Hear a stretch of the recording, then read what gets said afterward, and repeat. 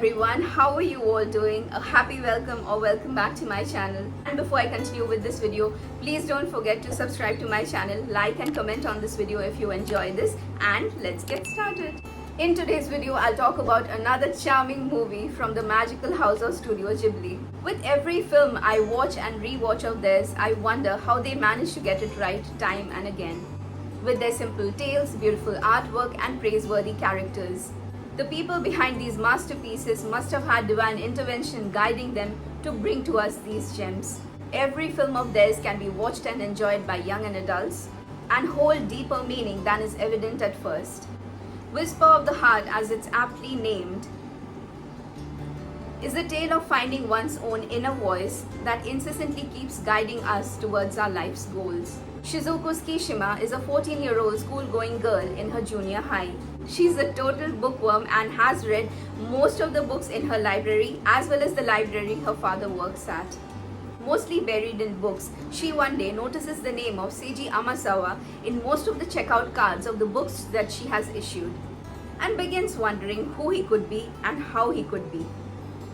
She has a penchant for writing poems and has penned down an interestingly beautiful and nostalgic piece titled Country Roads that she shares with her close friend and her juniors.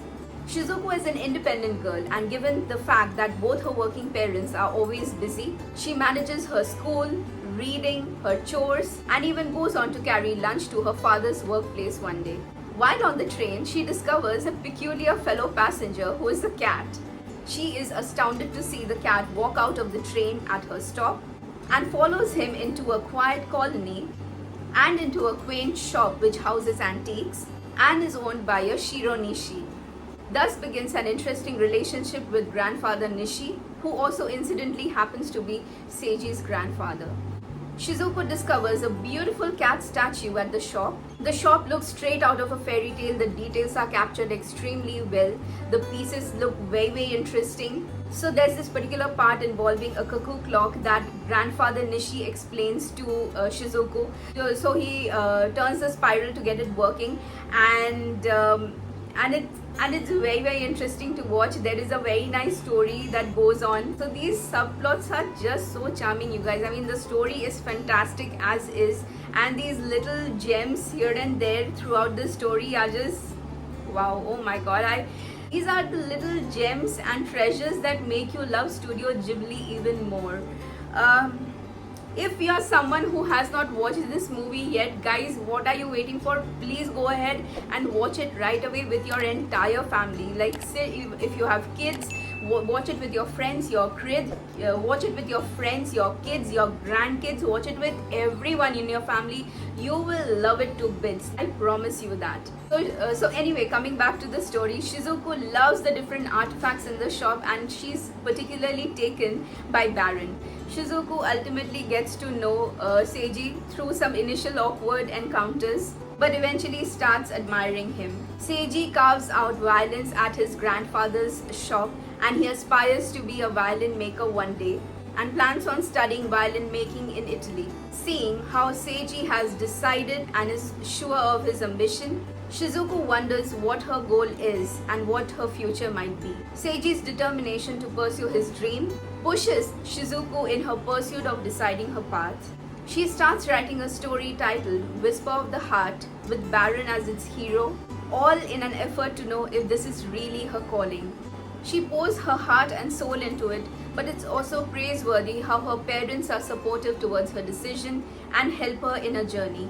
Shizuko's story ends up being a novel, and she lets grandfather Nishi read it first. Even though rough and needing work, grandfather Nishi's feedback and her self-criticism and analysis leads her to a decision on the path that she can take.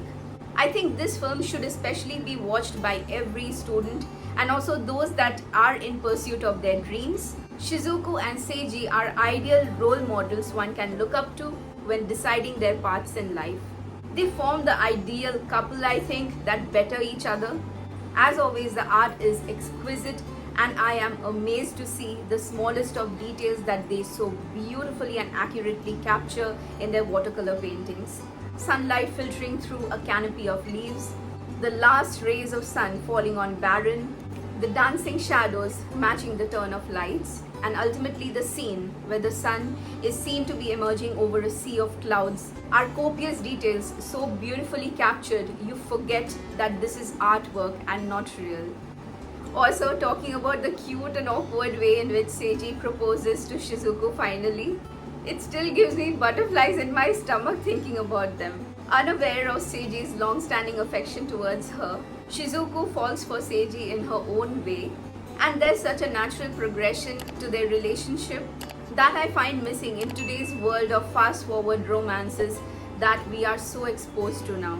Studio Ghibli, my friends, belongs to a different world where only magic, peace, and happiness prevail. Their films wrap me in a cocoon of warmth. I hope you revisit this gem and share your thoughts and opinions with me. And until I talk to you guys again about another wonderful Studio Ghibli film, stay happy, stay healthy.